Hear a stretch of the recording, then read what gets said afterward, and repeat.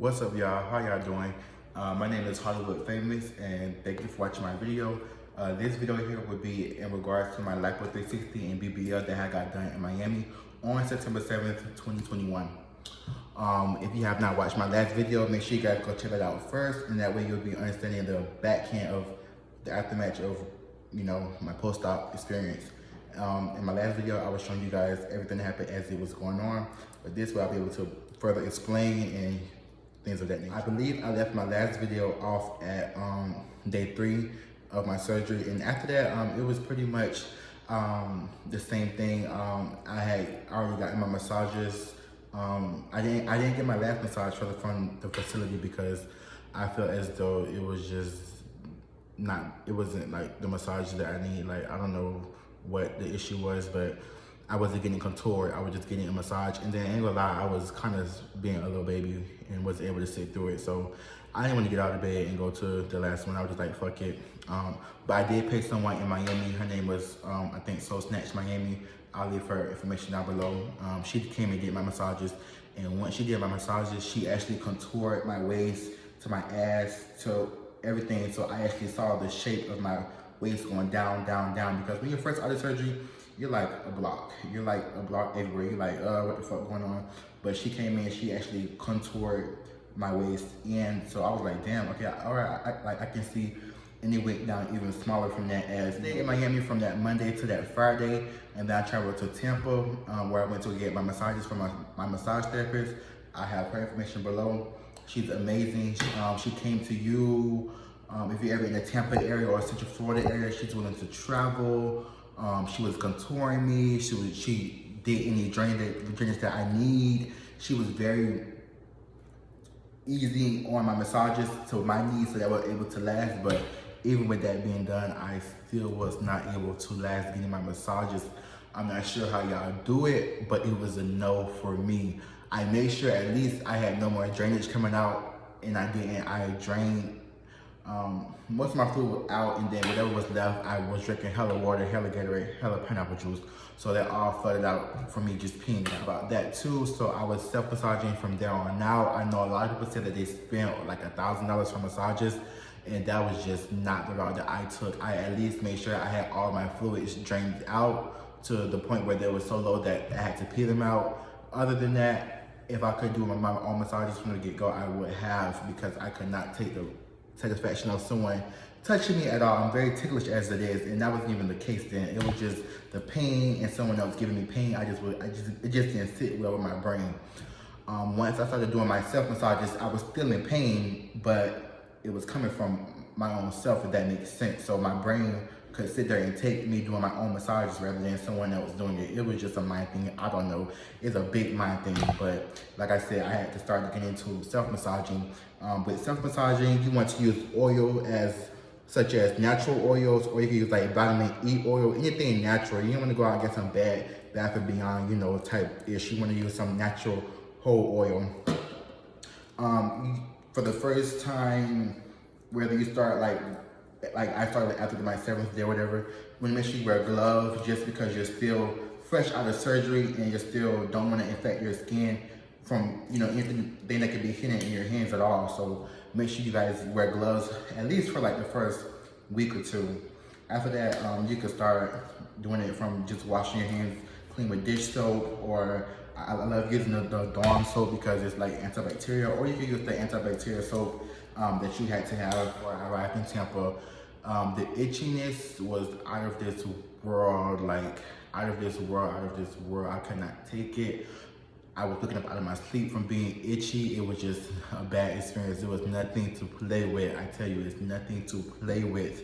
Nothing to play with. I don't know how it was for everybody else, but for me, before I had got the solution, oh my God, it was like having regrets of even having the surgery. It was worse than a massage. So I had asked my friend, she advised me to get some anti-itch spray. If you want to take a screenshot of that, I get mine from Walgreens. Make sure that you guys have that beforehand, because I started at like day 4, but who knows when you will start itching. Just make sure you guys have that way beforehand, because like I said, for me, the itching was nothing to play with. The itching was worse than the massage, and I found myself being out of my faja for hours at a time, which I shouldn't have been. Don't take that route. So that's why I'm advising you guys to please get this beforehand. The flight back home was not comfortable at all. It was probably the worst flight ever. The seatbelt sign stayed on the whole time. I wasn't able to like kneel down. I was only sitting up for about 25 minutes. Everybody was looking at it like, why the fuck keep sitting up? But I didn't want to kneel down. I didn't want to cause that much attention to myself. So I just stood up for about 25 minutes. Mind you, the flight from Florida to Texas is about 3 hours. And it was just like sitting on my BBL pillow at the time. It was a cushion, BBL cushion. So basically I was really sitting on the seat at some points because I had I came with the cushion and it came with the thing to use on the seat for you can sit down to use the restroom with. So I had that under the cushion, so it was very uncomfortable. But I got home safe and sound, thank God. While I was home, I was just compressing. I ordered me a lot of pineapple juice and Gatorade. I was drinking that, draining still doing my self massages. I began to start eating a lot of protein like salmon and steak. I tried avocado. I literally had to force myself to shove avocado down my mouth because I could not eat avocado no matter what the hell I put on it, salt, pepper, any seasoning. It just didn't taste good to me, but I had to force myself to eat it. I stayed home from week 2 or 3 way up to just recently when I was about 6 weeks is when I began to start back traveling and stuff. And that's just because I wanted to make sure I stayed home first. I didn't have to work, so I told myself I'm gonna do the proper procedures just to stay home, heal, and then I can go out and do what I wanna do. I'm still not out and about as I should be at 9 weeks, but whatever. I just moved into my new apartment. As you can hear echo, it's the empty ass apartment, big empty apartment. Thank you, Jesus. Something that I did want to mention that I forgot to mention, about 2 weeks after my surgery, I did develop some seroma here on my right side of my stomach. A seroma is just a buildup of fluid that happens once your drainage are closed that doesn't want to go anywhere basically. So I will insert a clip of that here.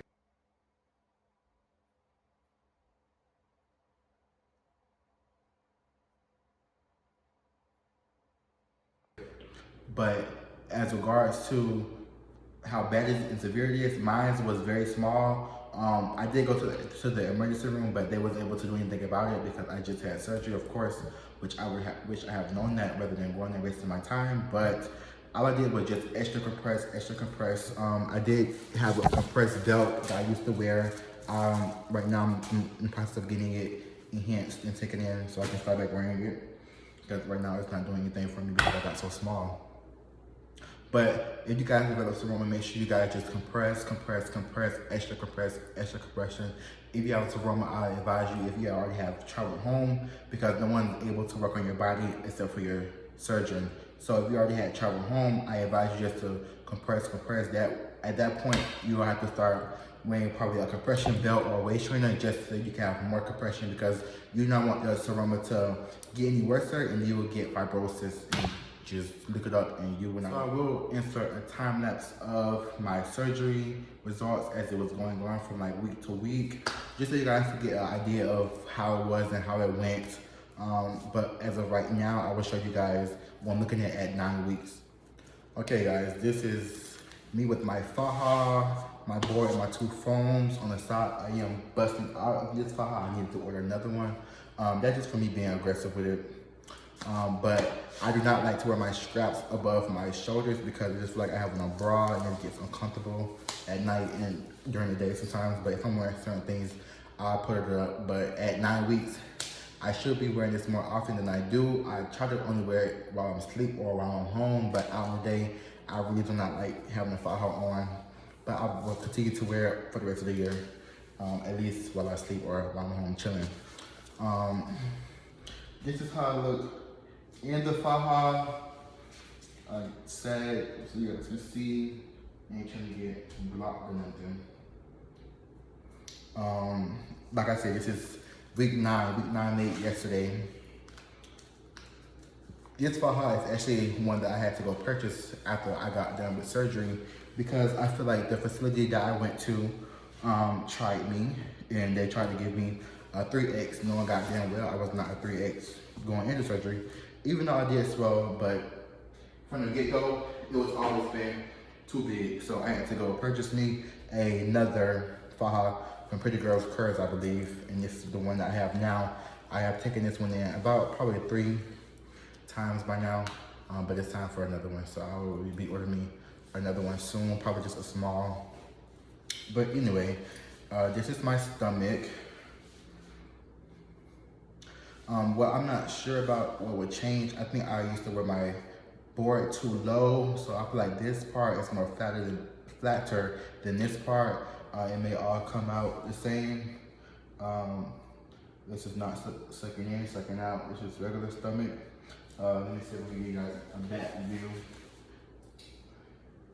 This is my back. My jaw, I was not like super duper big going into surgery. I just had love handles and some pudge and some back fat that I wanted gone, but I wasn't too big. So you would have to look at my before video to see why I'm as small as I am now. Your results may not be my results, and my results may not be your results. I would say if you want remember, they're only able to do as much as they can. So I would say I didn't have much fat to work with. And she even told me that I was bad. She's like, you don't really have much to work with, but we'll get you right. But I didn't have much to work with. But if you want your results as best as possible, try to get down to as little as you can, just so that you will see the results. Like, you could go work out and stuff and still get your BBL, but the smaller you are, the better your results will be. So if you know that you're 250 or above, I used to be 250 and above, I wouldn't try to go rush to get surgery at 250, you know what I'm saying? Like, try to get down to at least like 215 or 210. If you have to take a year or so, just don't go get it while you're 250, because you will be seeing yourself going to get round 2 of surgery, which I don't need a round 2. I don't think I will go back to get round 2. I know people that go back to get round 2 because they didn't wait to get smaller. My advice is get as small as you can first, and then get your enhancements done. Lose your weight first, and then go get your enhancements. Results without the faja on. I would say that even at 9 weeks, I still get inflammation. Here's the waist. She took it in very small. I feel like I can get more smaller, so I'm gonna start back to extra compressing. Yeah, so it's even crazier what I'm on, but I ain't trying to get, demonetized or nothing like that.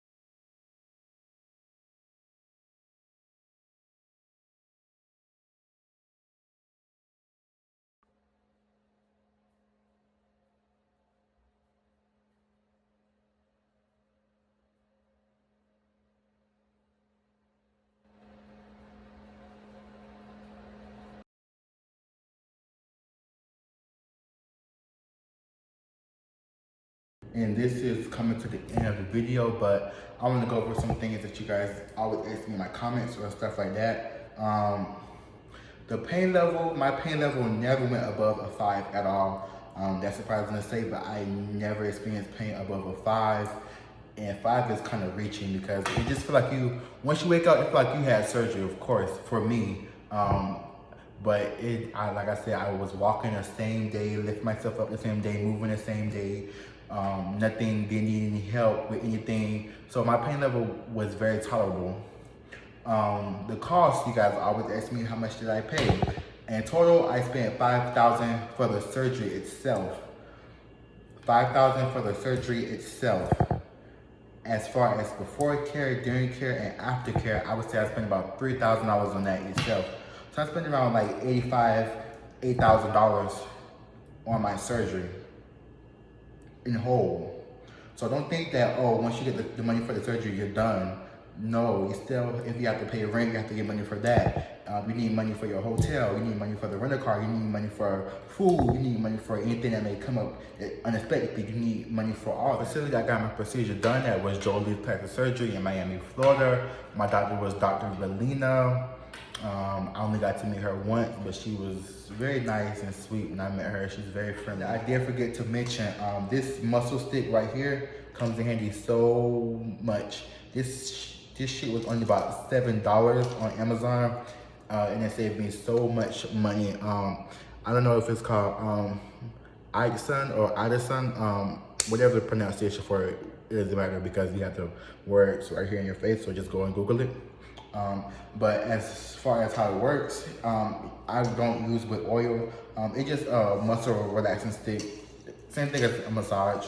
It saved you so much money. I saw this on TikTok, so I went for it. It saved me so much money. Basically what you do is you just roll it up and down your skin. It relaxes your muscles, and you're doing it yourself, so it doesn't really hurt. It does hurt, ain't gonna lie, but you're doing it yourself, so you know your pain tolerance. This saved me so much money. Also, for protein, I drink these, the Ensure Max proteins. I drink about 3 or 2 of these a day. If you have any questions, I will just reply back to the comment down below. I thank you guys so much for watching my video. I hope this was very informative for you. I'm not sure if I'll be posting much on here. I do have an empty apartment. I may do an apartment tour for those who want to see. And I do have a few more surgeries coming up that you guys want to see. As far as the face wise, no more to the body, I'm done with the body. But as far as the face wise, I have a few more surgeries coming up. So you guys can subscribe and be on the lookout for those. I thank you guys so much. I hope you guys enjoy your day. Bye-bye.